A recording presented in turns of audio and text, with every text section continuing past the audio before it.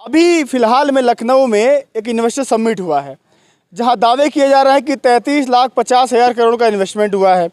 93 lakh UP के युवाओं को रोज़गार मिलेगा। मतलब अगर बात किया है तो हर घर से एक बच्चे को निकाल करके नौकरी दी जाएगी, पकड़ पकड़ के दी जाएगी। यूपी में विकास की गंगा बह रही है, यूपी में सब कुछ ठीक चल रहा है, तो फिर ये बच्चे प्रदेश की राजधानी में पिछले 95 दिनों से धरने पर क्यों बैठे हैं? इस वीडियो को पूरी देखिएगा, बहुत काम की वीडियो है, क्योंकि हो सकता है कि आप भी बेरोज़गार हो। और देखिए, अगर बेरोज़गार है तो इन बेरोज़गारी का आलम इनका सुनिए कि इनका दर्द क्या है। हमने अगर इंजीनियरिंग की है तो हम इंजीनियर बनना चाहेंगे। अगर कोई सीए का एग्ज़ाम दे रहा है तो वो चार्टर्ड अकाउंटेंट बनना चाहेगा। और कोई बैंकिंग का एग्ज़ाम दे रहा है तो वो बैंक में ही जॉब करना चाहेगा। आप ये नहीं है कि अब कोई कॉमर्स से बैठा है वहाँ आप मैथ वाले को, अब डॉक्टर बनना है उसको तो मैथ वाले को घुसा देंगे तो कहाँ से इंजेक्शन सही लगा पाएगा? भाई गलत ही दवाएं देगा ना। वो बायोलॉजी से पढ़ा है तभी तो वो डॉक्टर बनेगा, वो एमबीबीएस किया हुआ है। अब एमबीबीएस वाले में तुम इंजीनियरिंग वाले को घुसा दो। मैं एक मिनट रोकूंगा, आपको बता दूं कि अभी जो फ़िलहाल दावे और आंकड़े ये चल रहे हैं, नौबत ये आ गई है कि पीएचडी किया हुआ बंदा अगर एक चपरासी की वैकेंसी निकलती है सरकारी तो भाग करके फॉर्म अप्लाई करता है। वो उसका कारण है ना कि बेरोजगारी चरम पे है हमारे यहाँ। हमको जब हमारी एबिलिटी के हिसाब से, हमारी जो योग्यता है उसके हिसाब से जॉब नहीं मिलेगी तो हम कहीं ना कहीं अपना परिवार चलाने के लिए काम तो करेंगे ही ना। अरे आप तो चपरासी गलत मतलब बहुत ऊंची बता दिए भाई, गवर्नमेंट चपरासी है वो। लोग खेतों में काम कर रहे हैं, लोग ये बेलदारी वगैरह जो भी कहते हैं मजदूरी कर रहे हैं। भाई परिवार चलाने के लिए कुछ ना कुछ तो करना होगा ना। कोई कहीं भी चपरासी जो आप बताए प्राइवेट चपरासी बन रहा है, गवर्नमेंट तो छोड़िए, गवर्नमेंट तो बड़ी चीज़ है, वहाँ तो सैलरी मिलती है अच्छी खासी। तो परिवार चलाने परिवार तो 5 किलो राशन से चल रहा है साहब। उससे वोट चल रहा है, सरकार चल रही है, परिवार नहीं चल रहा है। परिवार नहीं चल रहा है। नहीं, वो तो चल ही रहा है भाई, पेट भर रहा है और क्या। जिंदा रहने और जीने में फ़र्क होता है ना। आप एक होता है जिंदा, तो कुत्ता भी है, वो भी अपना जीवन जीने के लिए कुछ ना कुछ कर ही लेता है। तो जिंदा रहने और जीने में फ़र्क होता है। एक ज़िंदगी जी जाती है। अगर हम इंजीनियरिंग किए हुए हैं तो हमने कुछ सपना देख के किया होगा, हमारे घर वालों ने कुछ सपना देख के हमें पढ़ाया होगा कि ये बनेगा तो भाई हमारे परिवार की स्थिति बदलेगी। इस देश में कब विकास के नाम पर राजनीति होगी? इस देश में कब जो वोट मांगी जाएंगे वो मुद्दों के नाम पर माने जाएंगे? कब तक ये धर्म राजनीति ये सब कब तक चलेगा? क्या लगता है दीक्षित? इसमें गलती उनकी नहीं, गलती हमारी है। हम एजुकेटेड होके भी अगर धर्म के नाम पे वोट दे रहे हैं तो ये बेवकूफ़ी हमारी है, उनकी नहीं। वो तो बुद्धिमान है ना। आपको बलगरा रहे हैं अगर वो तो बुद्धिमान है। मूर्ख आप है ना पढ़े लिखे होके। आप क्यों धर्म के नाम पे वोट दे रहे हैं? क्यों जाति के नाम पे वोट दे रहे हैं? आप वोट दीजिए ना, काम के नाम पे दीजिए, आप विकास के नाम पे दीजिए। आप पढ़े हैं, आप जॉब मिल रही है, आप अगर हम यहाँ बेरोजगारी के लिए बैठे हुए हैं, जॉब के लिए बैठे हुए हैं, तो अगर हम गवर्नमेंट हमारे लिए अच्छा नहीं कर रही तो हम क्यों वोट उसको देंगे? धर्म के लिए क्यों देंगे? तो वो बुद्धिमान है, बेवकूफ़ हम है। उसमें गलती हमारी है, उनकी नहीं है। आप जैसा कि बात कर रहे हैं धर्म के नाम पे, जात के नाम पे, तो उसमें उनकी क्या गलती है यार? हर व्यक्ति अपना काम तो निकालना ही चाहेगा ना। हमारा काम है रिजल्ट निकलवाना, हम उसके लिए यहाँ बैठे हुए हैं। उनका काम है वोट देना और वो करेंगे। तो बाकी गवर्नमेंट का अपना काम है, वो सरकार बनाना है, वो कुछ भी करेंगे। हम पढ़े लिखे हैं, हमें सोचना होगा क्या हमें करना है। आपको केवल इसी फील्ड में जाना है, जेई बनना है? बिल्कुल, हम इंजीनियर बने हैं तो हम इंजीनियरिंग की पढ़ाई की है तो जेई ही ना बन सकते हैं। हम जैसे 3 साल हमने पढ़ाई किया, 3-4 साल का कोर्स है हमारा, तो 3-4 साल हम इंजीनियरिंग बनने के लिए पढ़ रहे हैं। तो बाद में हम जाके एग्रीकल्चर फील्ड में जाके हम क्या कर लेंगे अगर हम नहीं पढ़े हैं? वो हमारी एक्सपर्टीज है उसमें, हम बैंक में कहाँ घुस जाएंगे? बैंक में फाइनेंस के क्वेश्चन आएंगे, हम कहाँ से कर लेंगे?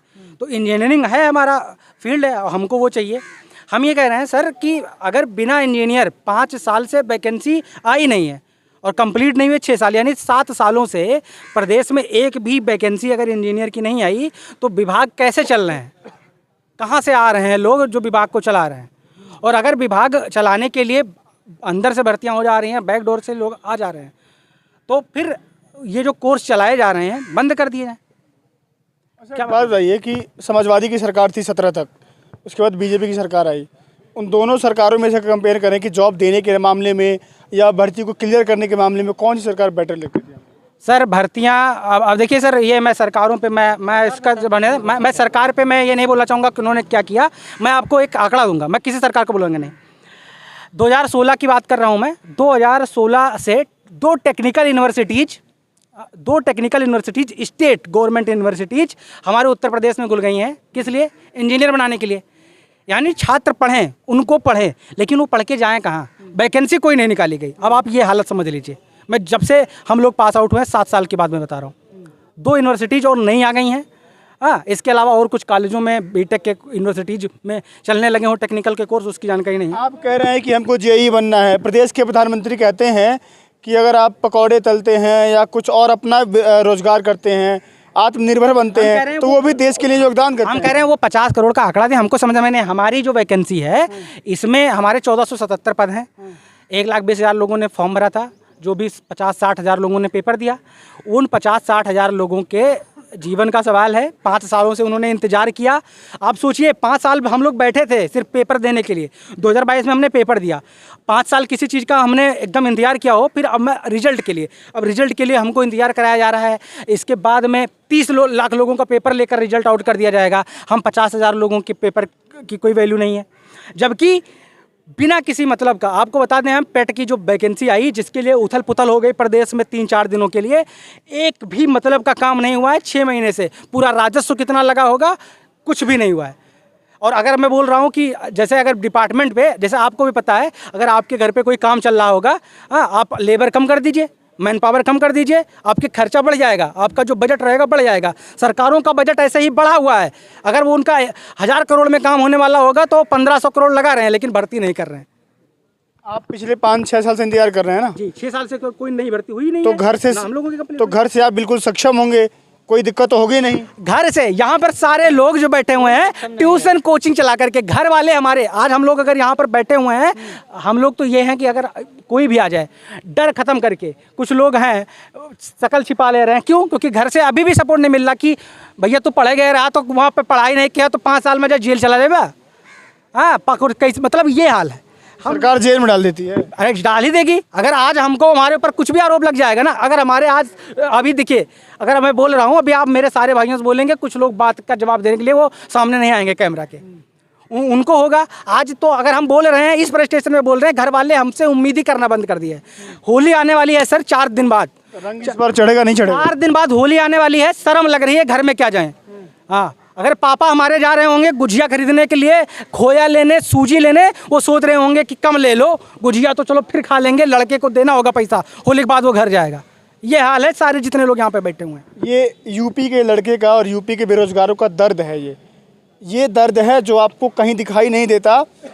कैमरों में और आकर के बड़े बड़े मंचों से भाषणबाजी करना नेताओं के लिए बहुत आसान होता है, लेकिन जो वास्तविक पीड़ा है, जो यूपी के बेरोजगार और देश भर के बेरोजगार जो गुजरते हैं, एक मिडिल क्लास का बच्चा जब अपने पिता से कुछ पैसे मांगता है, एक उम्र के आने के बाद उसको शर्म लगती है। कुछ खर्चे वो अपने जेब से कटौती करता है कि मैं ये नहीं करूँगा, क्योंकि एक उम्र के बाद अगर आप बेरोजगार हैं तो माँ बाप से पैसे मांगना शर्म आती है। होली का त्यौहार आने वाला है, शादी वादी हो गई है? सर, जब कह रहे हैं कि हमारे लिए पापा जी को त्यौहार मनाना छोड़ना पड़ रहा है, शादी कर देंगे, क्या करेंगे फिर? तो वो चले जाए संन्यास पे, घर वाला हमारे पीछे छोड़ के। जब वो हमें नहीं पाल पा रहे हैं अब इस महंगाई में, इतना बड़ा कर दिया, तो हम लोगों की शादी कौन देगा हमको अपनी लड़की? शादी कौन करेगा बताइए? अभी जब तक नौकरी नहीं लगती तब तक शादी कैसे हो जाएगी? शादी हो जाएगी तो बच्चे बीवी का पालन कैसे करेंगे? सूबे के मुख्यमंत्री से कुछ कहना चाहते हो, संदेश कुछ कहना चाहते हो? सर से वो बस हमारी हाथ जोड़ के विनती है, हमारे सारे भाइयों की विनती है। 5 साल का इंतजार होता है सर, 5 साल में आपकी सरकार दोबारा आ गई है। हाँ, 5 साल में तो आप भी बदल गए, एक बार आपको भी दूसरा मौका मिल गया, हमको नहीं मिला दूसरा मौका। बस अब हमारा धैर्य एकदम से पानी सर से ऊपर जा चुका है, हमारे पास खोने को कुछ नहीं बचा है। एक रही सही आस है, बस इसको पूरा करिए, हमारा परिणाम जल्दी से जल्दी जारी करिए। ये दर्द है यूपी के बेरोजगार जेई जो भर्ती का इंतजार कर रहे हैं उन छात्रों का। इनका सीधा कहना है कि 7 साल हो गए वैकेंसी का इंतजार करते करते, एक उम्र का आंकड़ा पार कर रहे हैं, शादी की एज भी पार हो रही है। यही एक आखिरी उम्मीद है, यही कि हमने पढ़ाई की है, अगर ये यहाँ पर हमें रोज़गार नहीं मिलता है तो हम कहाँ जाएंगे, क्योंकि पढ़ाई हमने यहीं की है। फिलहाल देखते हैं कि सूबे की सरकार जो क्या इनके लिए कुछ कदम उठाती है। अगली वीडियो मिलते हैं, अभी के लिए नमस्कार।